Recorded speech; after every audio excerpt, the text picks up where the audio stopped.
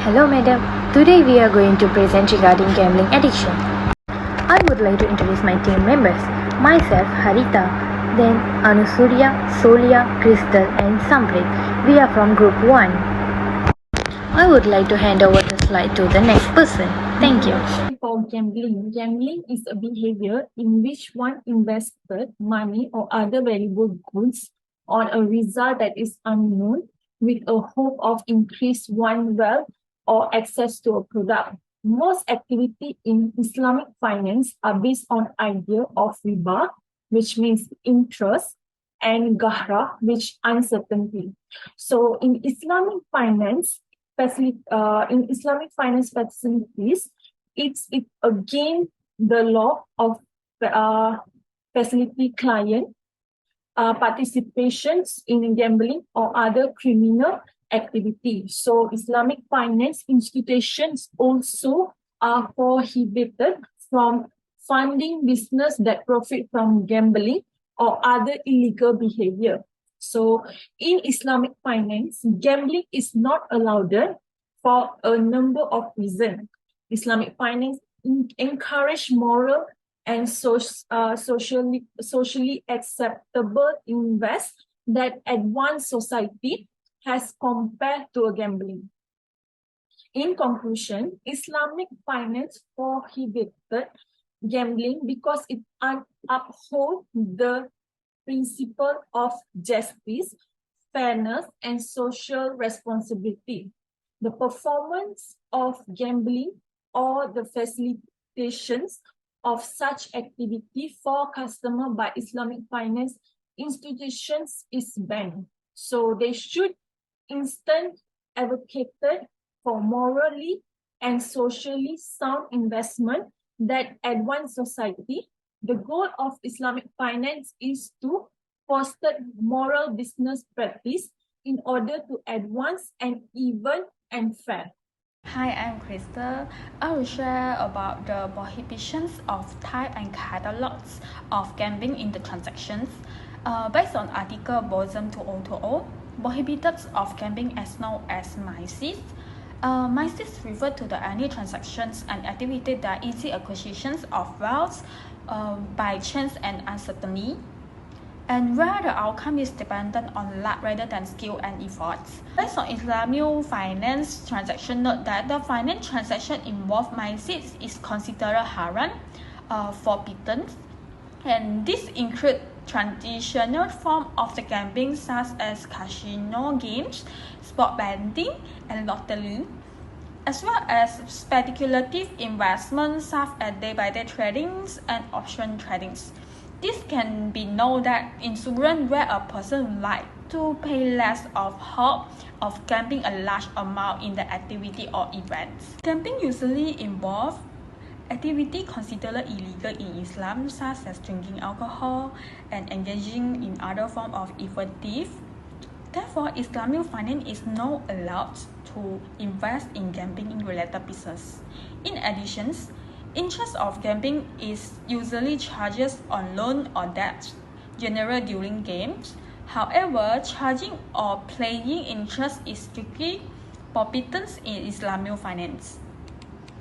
Moreover, gambling involves a high degree of uncertainty and risk, which is not allowed in Islamic finance.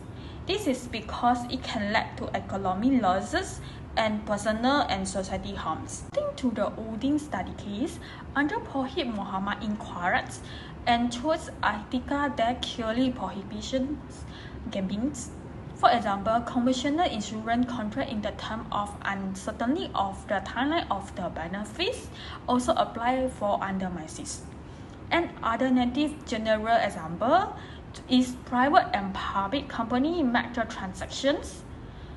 There easy transfer of the wealth taking place from the loser or winner without creating a new stock of wealth, and it's under term of the gambling, such as casino, lottery, and draft. Last but not least, for the finance transactions in contracts involving pure speculations, conventional insurance, and derivatives are examples of MICs, which means gambling. Hi madam, I'm Anuya. Today I'm going to present about the existence of the gambling prohibition during Prophet times and nowadays. According to Islam, all transactions that take place must be done in accordance with Sharia law. This is because Islam regulates certain criteria make the transaction to become haram. In order to generate or earn income, financial transaction must be free of several prohibited elements. The main prohibited elements in financial transaction in Islamic law is maisir, which is gambling, that Muslims need to ensure to avoid from implement in any transaction they do. As my first point, betting. Betting is one type of gambling which exists during Prophet time and also prohibited because betting also similar to gambling, which makes some will win and some will lose. In those days, Prophet said in authentic hadith, if someone says, "Come, let's gamble" to another, he will commit a sin, which regardless whether he acts upon it or not, he must pay sadaqah to compensate for that sin.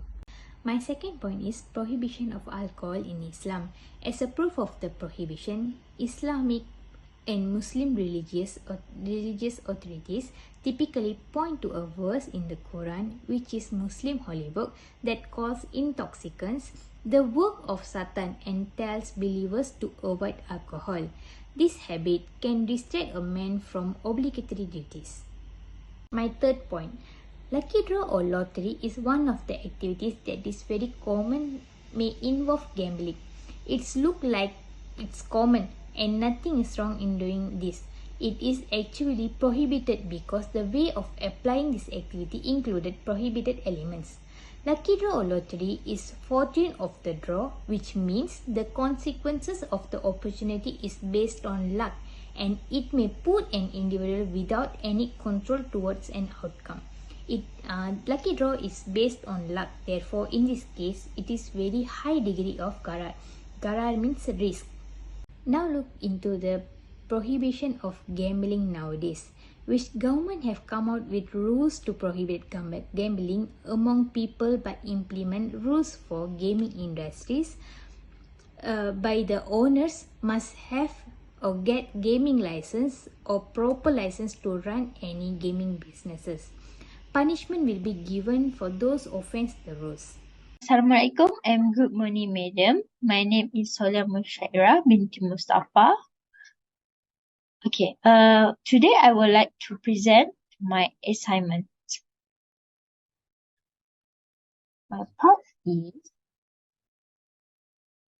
the recommendation or the suggestions.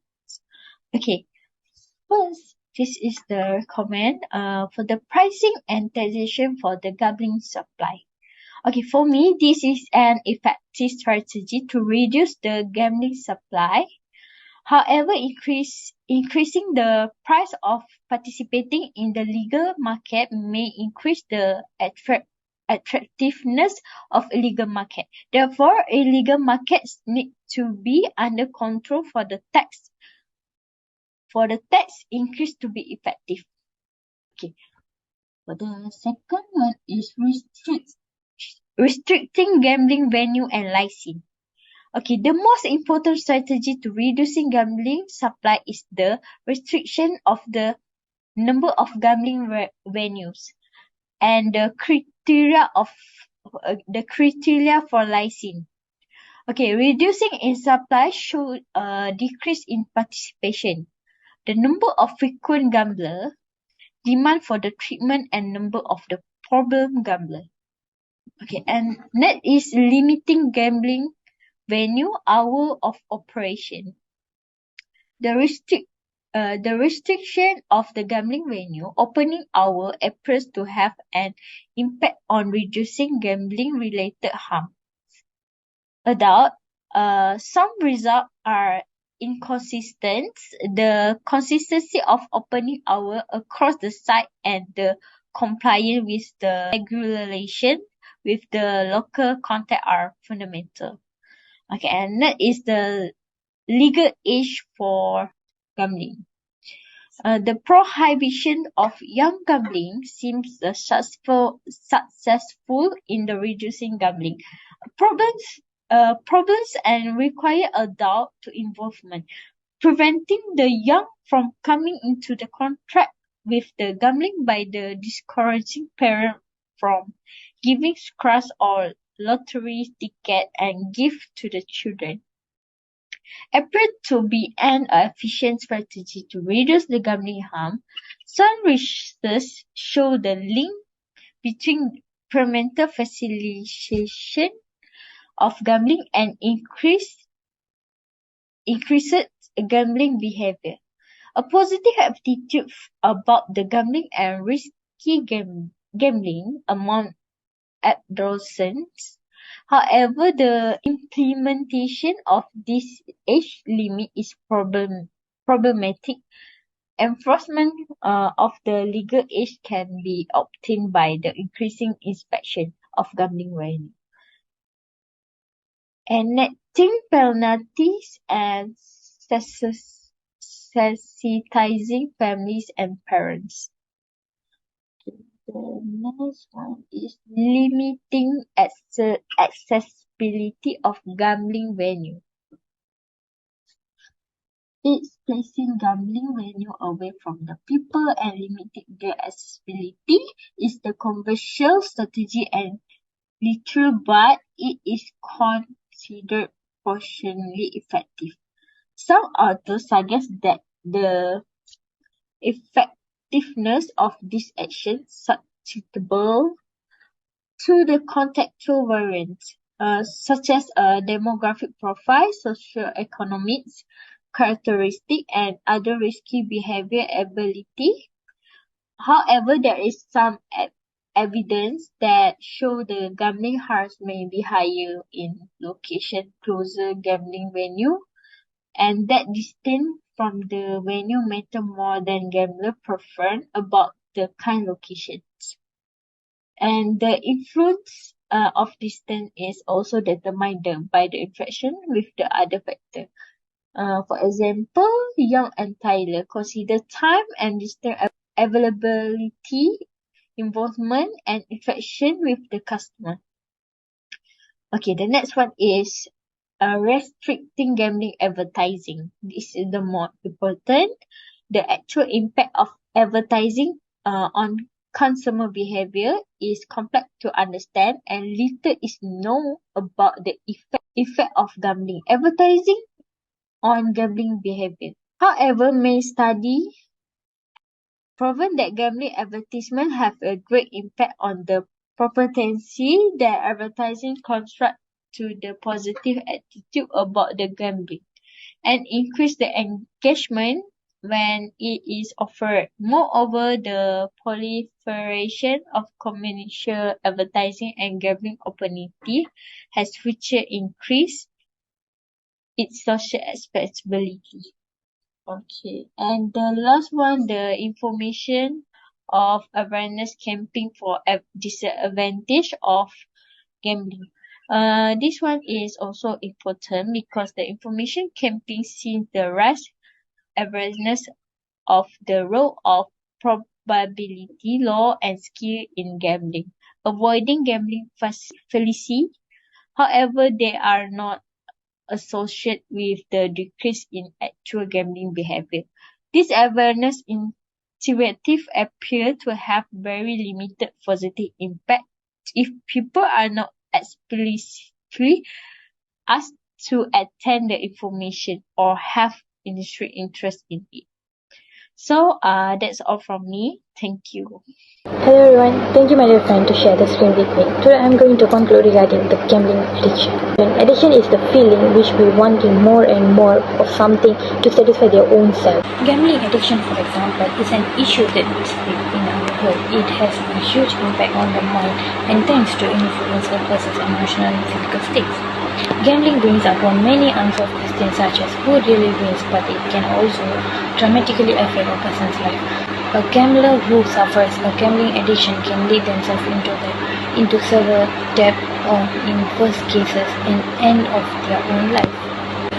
The main reason for someone being addiction to gambling is just to earn or gain money or to stress about money. They preferring to this illegal method will make them rich easier and earlier, but they don't realize that they are involving into the debt just with an expectation and hopes, and if not permanent.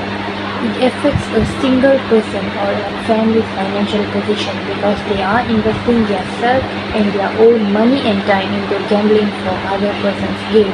The one being addicted to the gambling should think twice also about laws of from yes.